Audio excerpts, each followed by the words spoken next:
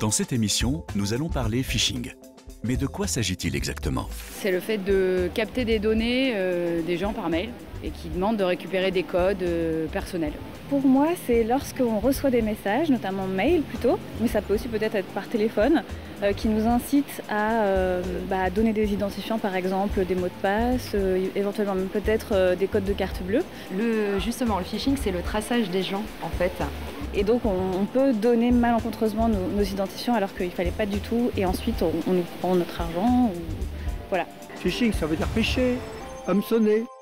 Pour en savoir plus sur cette technique de fraude qui peut être très discrète, mais qui touche plus de 2 millions de Français chaque année, nous sommes allés à la rencontre d'Alice F., experte en cybercriminalité à la police judiciaire.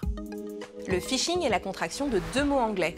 Phishing pour péché et fracking pour piratage de lignes téléphoniques. Le phishing consiste à voler vos informations personnelles par le biais d'un email émanant d'un site internet de confiance comme une administration ou une banque par exemple. L'objectif du pirate est de récupérer vos identifiants, mots de passe et coordonnées bancaires.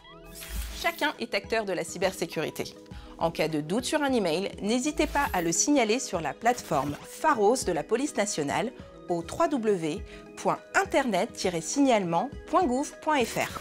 La plateforme téléphonique Info Escroquerie est à votre écoute pour informer, conseiller et orienter les victimes. Il est nécessaire de déposer plainte au commissariat ou au service de gendarmerie le plus proche de chez vous pour obtenir réparation du préjudice.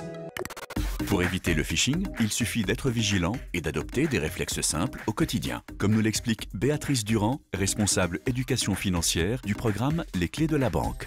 Le premier réflexe quand on reçoit un message, c'est surtout de ne pas cliquer sur le lien ou la pièce jointe qui peuvent s'y trouver.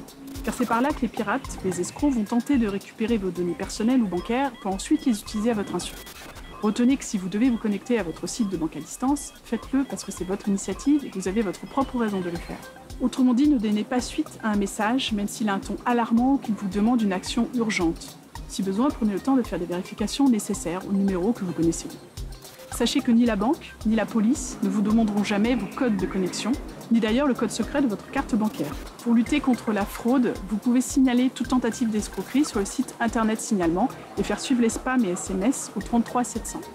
Pensez également à prévenir l'organisme ou la banque dont l'identité a été usurpée. Enfin, pensez à consulter la rubrique sécurité du site internet de la banque. Mise à jour régulièrement, elle comprend des exemples de fraudes les plus courantes, mais aussi des alertes sur les fraudes récentes.